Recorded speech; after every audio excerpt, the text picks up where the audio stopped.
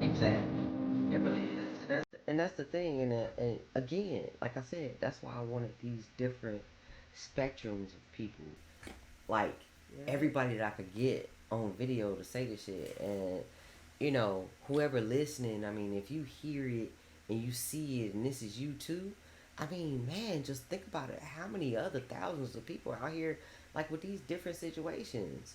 I mean, I know we started talking about marriage and now we on some other shit, but that's the point of this fucking broadcast now. Cause we need to focus. We need to focus on those people that's gonna be there for us. And believe me, I'm gonna tell you right now, every family member ain't gonna have your fucking back. Mama, daddy, fucking brother, sister. It doesn't matter. It doesn't matter. I felt so alone in my whole fucking life because I'm always pouring.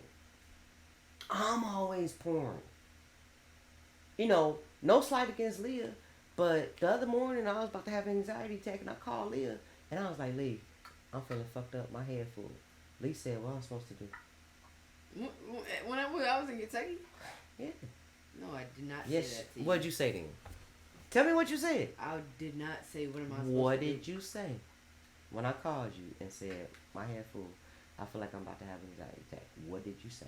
You didn't call me. Tell to say me that. what you said. What conversation was this? I don't remember this conversation. You didn't call me and say that. Yes, I did. When I talked to you, you told me that you had an anxiety attack No. in front of Auntie. Two weeks before that, I called you. It was a Saturday morning, and you were an hour ahead of me. So it might have been like, I'm gonna say it might have been like 11 o'clock your time. I called you, and you was right, and you was still asleep. Mm-hmm. And I said, I'm Leah. an asshole. I'm an asshole. And I said, Leah, man, I'm just feeling real fucked up right now. And Leah was like, what am I supposed to do?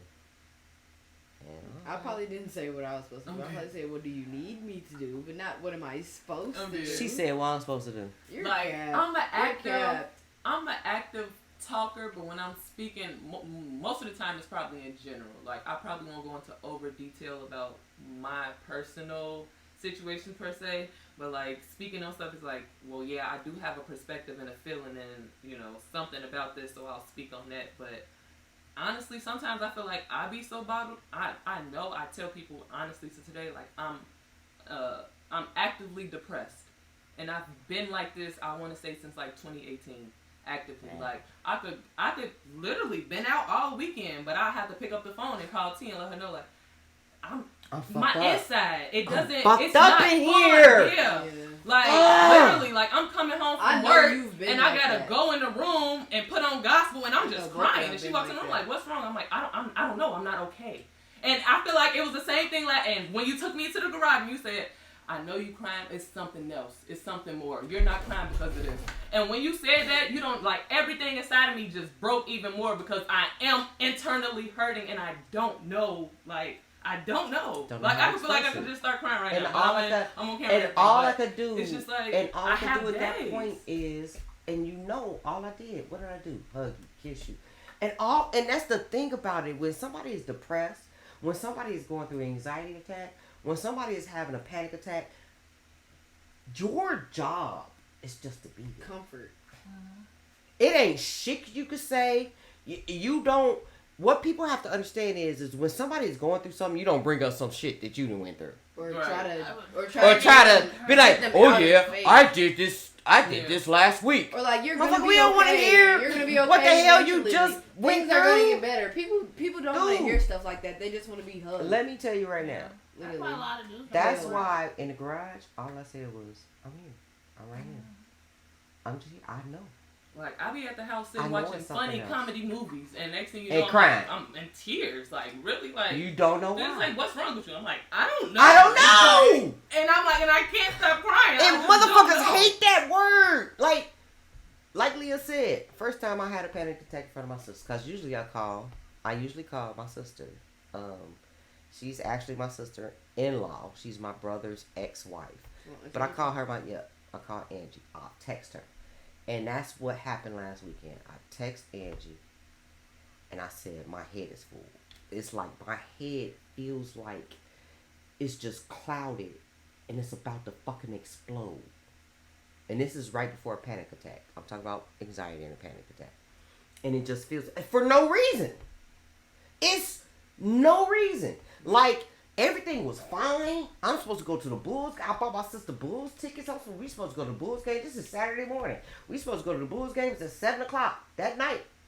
Everything is fine. That night before, it wasn't nothing happening. It wasn't nothing major going on. Nothing was happening. I just woke up that morning and I felt fucked up. And I don't know why I felt fucked up. But I was sitting on the couch. I texted Angie. I said, Angie, my head is full. And Angie knows what that means.